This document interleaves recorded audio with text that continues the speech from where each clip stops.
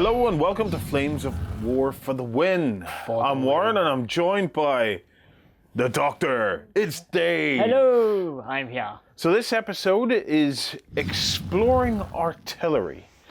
Now, artillery is a huge field in Flames of War. It's got its own section in Flames of War. It's got a heading, so you know it's big. This is probably just exploring artillery part 1, because we may well come back to this a couple of times in future episodes, and either I've this got season or a few next. things I want to show you later on that might blow your mind. I'm looking forward to it. To begin with, though, we're going to understand the basics. But before any of that, we're going to take our usual look at what an expert in Flames of War has to say. It's time for Know Your Enemy. Roger's my enemy, and what's your list? 51st Highlanders. What's in that? Apart from a bunch of angry Scotsmen by the side. Just guys in kilts, 51st Highlander is a British infantry company, reluctant veteran across the board, basically. It's one of my favourite late war armies. My grandfather served in the 51st Highlanders in the Second World War from 39 to 45, so I did it on that basis, but it is also a very good list.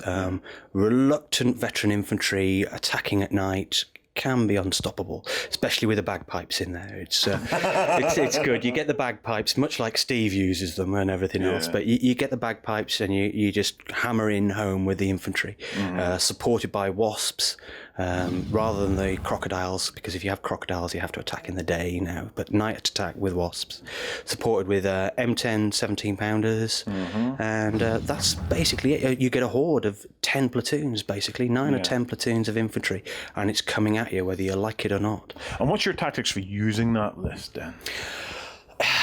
In the defensive battles, definitely night attacking. So then you have the armoured half-tracks, the defrock priests with your infantry, 3 platoons of infantry, 2 platoons of wasps, and you just forward in the night time, and you just slowly build up the battle, and by turn 3 you should be in position to assault the defences without a doubt and get through. Because it's night, it's dark, you got concealment, you're going in on 5s, because your veteran status, it's hard to pin them back, especially with a bagpiper. So it works. It's nasty. Have you any hot tips for me playing against that list? Pin me.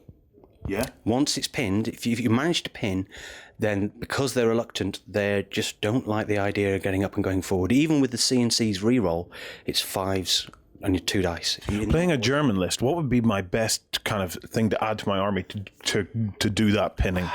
Well, Nebelwerthers always, because even if they're ranging on the 3rd attempt, you're always hitting on 3s afterwards. So Nebelwerthers or Mortars. Again, the MG teams of the Germans can pin you back, but nighttime, and when you're moving in the night, you do not fire, because you want to have that so they're rolling to see what the visibility is. So if they can only roll a 1, see 4 inches, they can't even shoot at you. So it's just that mass assault and then hold the objective. And so I'm pinning you with Nebelwerthers. What do I kill you with, though? That's the difficult. Being veteran, they're hard to actually stop. Am I wasting my time trying to kill them? Should I be focusing on something else? Pin them guys, kill something else? Just pin them. I mean, I'm going to be coming at you with 4 or 5 platoons, so you're going to need to pin as many as possible. And once they're pinned and when they start getting casualties, they will stop moving. That's the only way to do it. But you don't want to give away too many ways to beat it, do you? You don't want to say too many things. Finally, is there a list out there that you fear? 2nd Infantry Division. Completely broken. Time on target, combining artillery with an AOP. It's I just hate playing against it. Don't even, it's just like you don't want to play even when you just set up. It's just like, right, I know what this is. It's going to sit there and camp and just boredom. Roger, thank you. Not a problem. We know our enemy.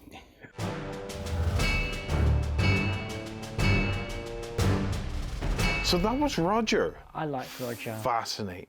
Yeah. What an interesting list. And again, it sets us pretty well up for what we're going to talk about, I think. Yeah, because he was saying the secret to try and deal with his army was pinning. Yes. Now, from my own experience of playing my Knackwolf army at the tournament, my best pinning came from my artillery. Well, that's apart from trying to dig out infantry dug in, Yeah. which is hard to do actually. I mean, we've all experienced it now with veteran infantry. That's really hard to kill. Yeah. But it's like almost instant pinning. Mm-hmm. And like he said, reluctant, it's very hard to get them back in the fight. Yes. And you want to bring down the rain. Yeah. And that's how you do it with Right. artillery.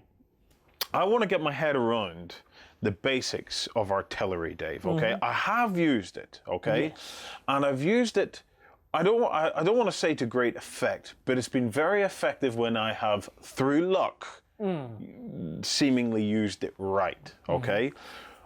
But I want to start at the start, because the first problem and the first mistakes that I made with artillery was in deployment. And I think for anything, once you start to understand where and how to deploy the thing, then the use of it starts to become a bit more clear. We had that discussion with you at the end of last season where you can deploy on the side Yeah, and on a hill. I mean, we haven't done it this time, but you can deploy on a hill yeah, and you can dig in quite well. We've hidden them in a ravine because it looks nice, yeah, but you don't have to. And once you get into that, what are you going to do with your artillery?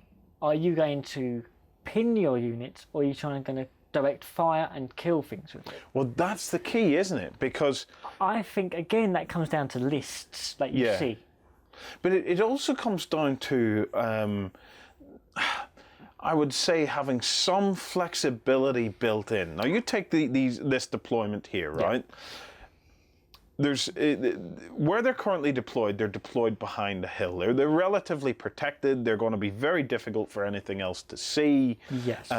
So they can sit and fire away and do their thing. However, they'll only be able to really do bombardments. That's it. Whereas if you want them to shoot directly at a target, And get that high anti-tank value. They're excellent, especially the 105. yeah, Especially this one here, the German one. It can smoke as well, which is handy. yeah, But it's got a very high firepower. And you think, well, I could use that against tanks. so in that case, deploying it up on the hill. Would probably be better. But if you Yeah. don't see any tanks on the field, I don't see a reason why. So if you're playing against an infantry heavy list, You're going to use them for bombardment anyway, because you just want to pin them. So get them out of the way. Get them out of the way, because they can draw fire. If there's a lot of tanks, you might want to bring them further up so as they can direct fire Because at when stuff. you normally go against a tank list, the thing you don't see much of is infantry. So that bombardment, it really won't affect tanks too much, because it won't pin them. But they've got high anti-tank values. Okay, right. We have something set up here. We have our old friends, the Finns. Yes. Sitting in a crater. They think they're being smart right now because they're sitting in there. They think they're safe. I think if anyone did deploy like that in a real game, I'd be the most happy man at that table. Certainly with a bunch of artillery Especially with sitting. these backing me up, Yeah. I think. Yes. So the typical deployment would be to spread these Spread them. guys out a little Spread bit. them out as much as possible. Here they are. They're sitting in there. I'm a newcomer, and I think to myself, "Oh, that's the way. I've got them all in there. They're hard to see."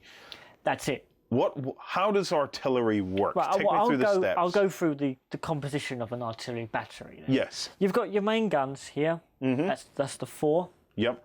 And a staff team. Yep. Now, staff team is very important, and we'll come to that in a minute. You've got your commander, Yep. and you've got the most important man of all, the man with a pair of binoculars. Which is there. The observer. The observer. Now, in my list, I had 2 observers. Yes, you're very lucky. Yeah. The Germans tend to have 2. We've got 1 here, so that's right. But they normally feed 2 into a battery, so you can spread them out. Yeah. But they can only fire for 1 observer at a time. Correct. So only one observer can That's it. radio back. That's it. Yeah. So we've got our lone observer out there Yeah. who can actually see them quite well. Yes. So can I. Right. Yes. So because he can see them, Because he can see, they can can see. see. Right. And if you pass through that template there for me, Okay. thank you. Right. So this is what it comes down to. This Yeah. rather innocuous looking square. And if you want to, right, so you called in your intention to hit these people. Right. Yep. You place your template so that one of the flanges, Yep. handily marked there with It artillery. says firing battery and it has an arrow, so that obviously points at the you battery. must fire it flatly like that. Yeah, Because the way it is at the moment, it's a diamond, not a square. correct. So Yeah, you can end up hitting more things. right. Or less things. Yeah, so Especially you if they're don't spread out. spin the template around. That's it. You have to yeah. aim it at. That's it. It's right. very Okay. concise on Yeah. how they do that. And if I can have a dice. There's some Oh, dice some in dice front here. of you. Yep. Oh, dear. Right. You roll in to hit. Mm-hmm. Right. So this is where the staff team comes in to its own. Yeah. Say we've been playing a few games already, and they haven't moved, and I've already pre-ranged in. The staff team can all guns repeat, Yeah. which means I don't have to range in anymore. Right. So because you have a staff team, they basically automatically hit after they've ranged in. Yes, Right. at a fixed point. I have to target a team. Yeah. At that, after that, the point where that ranged in, That becomes the point. yes, which So, is where you get your little ranged My in little marker. ranged in marker. That's it. So that's why you have that marker in, because you can move those teams away. Yeah. But I can still bombard the area. Well, quickly take me through the steps of Right. it, including the ranging in and everything, right? So- So as I get an idea of this. I want to target that, so it's in line of sight with that. So I roll Okay. one dice. Yep.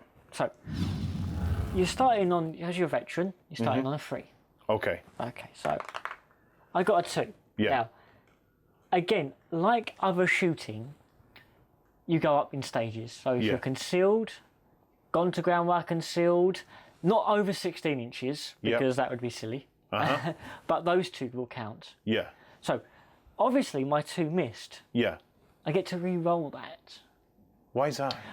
It's to simulate lots of shells coming in at the same time, but the more you roll, up to 3 times, the harder it is to kill the people underneath. Right. So say I need to roll again.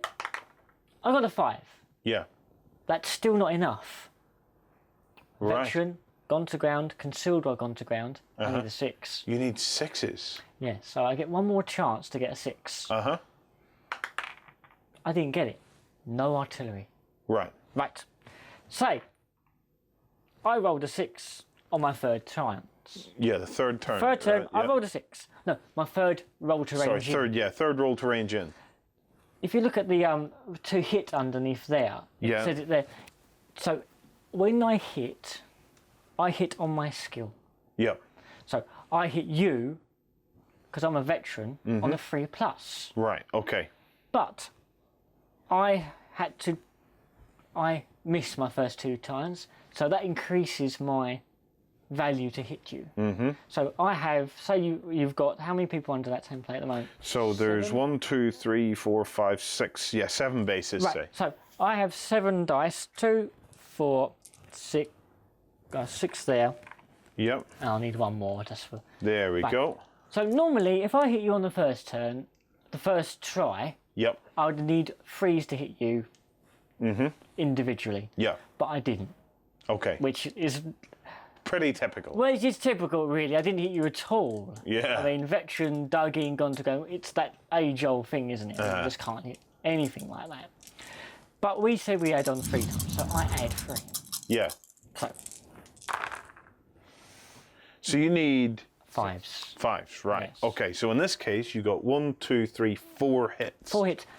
Normally, from normal shooting, Yeah. that wouldn't pin you, Yes. so that you'd be fine. Artillery, even if I'd only scored 1 hit, pins the platoon. Oh. Yes. So they're right. So going back to what Roger said in his video, Yeah. even though he's veteran, and he said, I've got lots of things coming, Yeah. if you can land artillery on these key moments of attack, it stops him dead. Now, it's all very well us looking at artillery in isolation, but an army is a sum of its component It is, parts. and I think Flames of War does that really well, to be honest. So I want to talk about this, right? We've looked at Recon, okay? If we had a Recon team within 16 inches of these guys, we had our spotters that could see these guys, and we had another kind of infantry team with machine guns or something like that. Yep. Sitting within attacking range. Would the recon team lift these guys from gone to ground, making them easier for you to range in? Of course.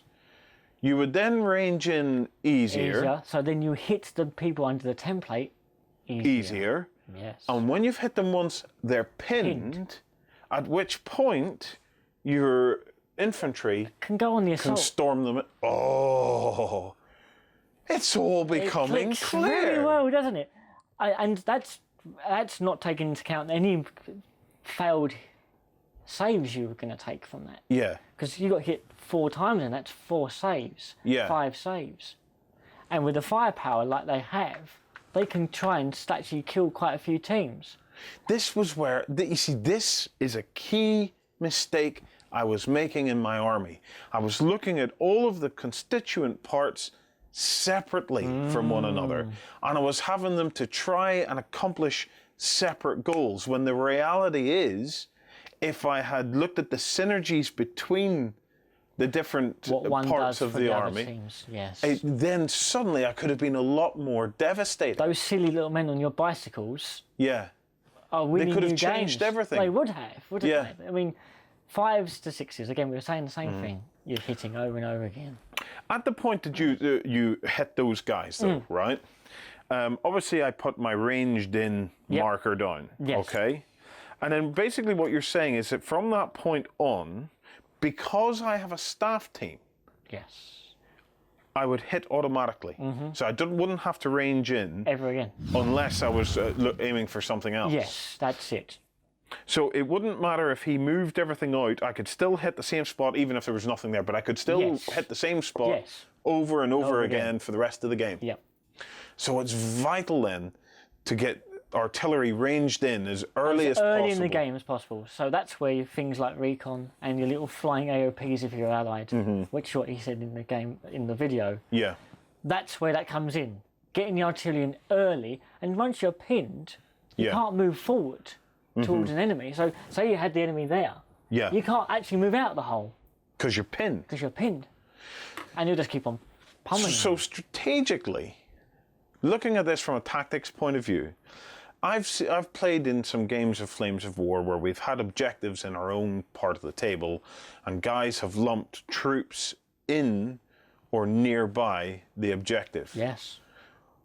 That's bread and butter for me now if I use this tactic. If I manage to get my recon up close enough, it doesn't even matter about my assaulting team that early in the game. No. If I can get my recon to the point of view where I can lift that gun to ground to get my artillery On target. zoned in, Yes.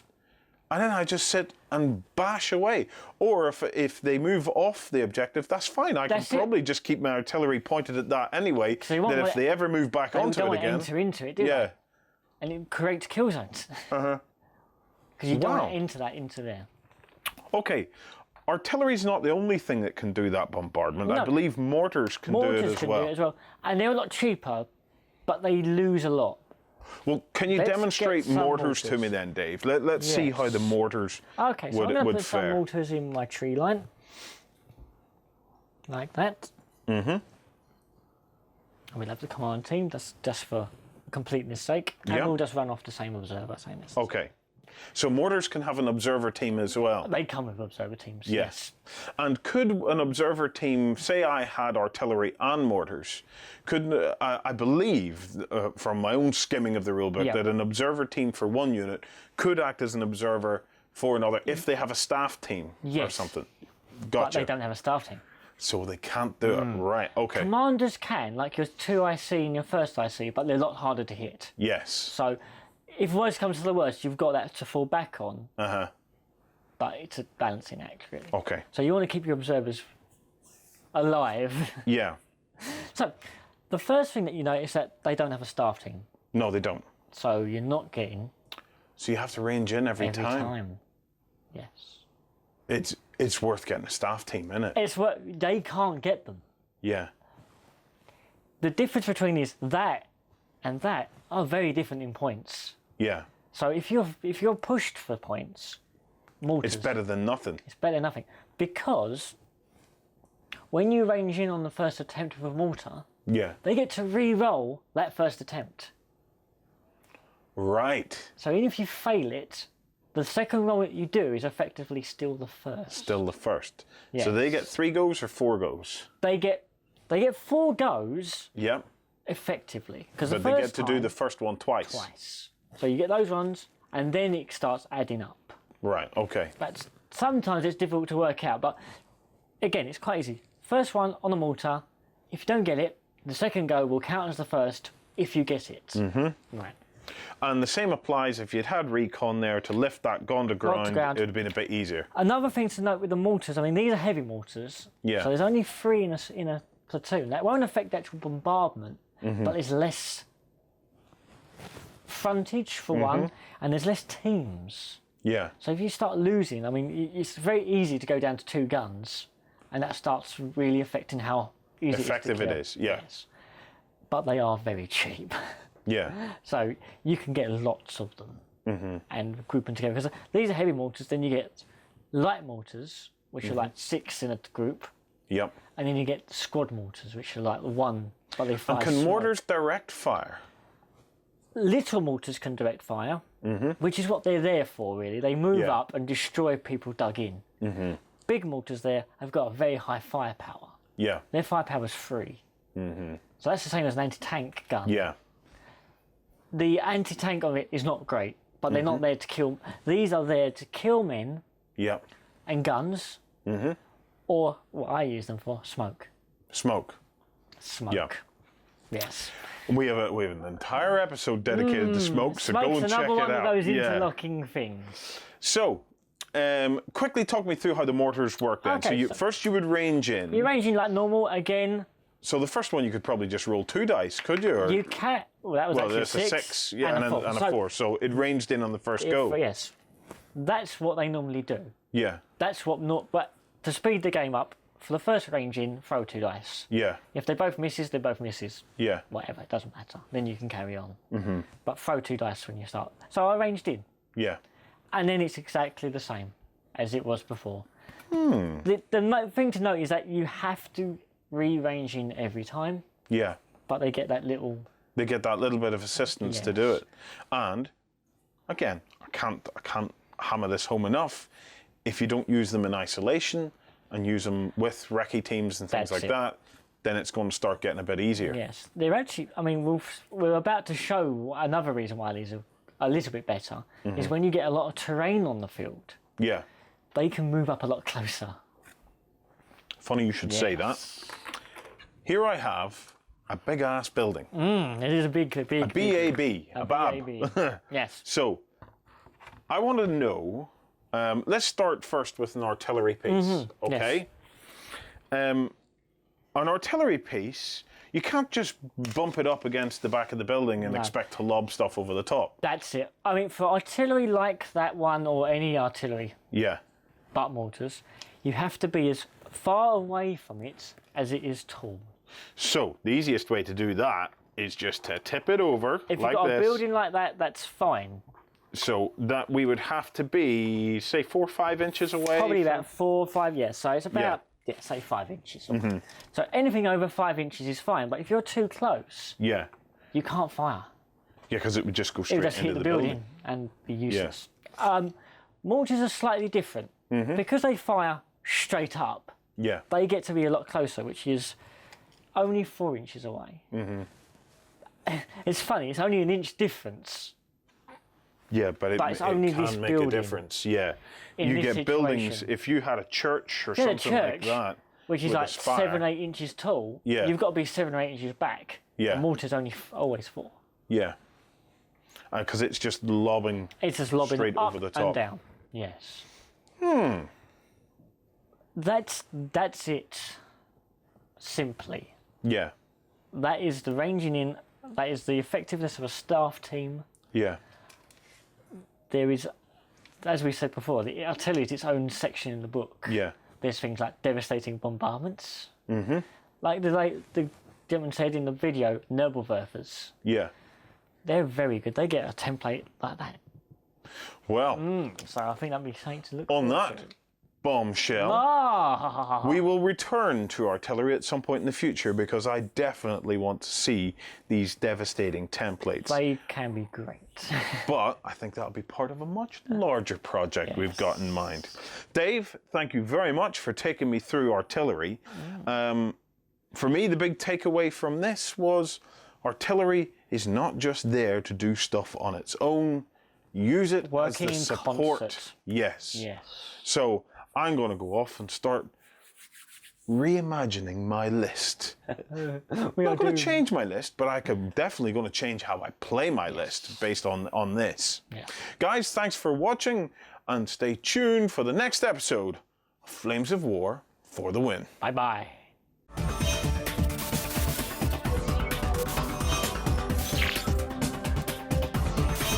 Good.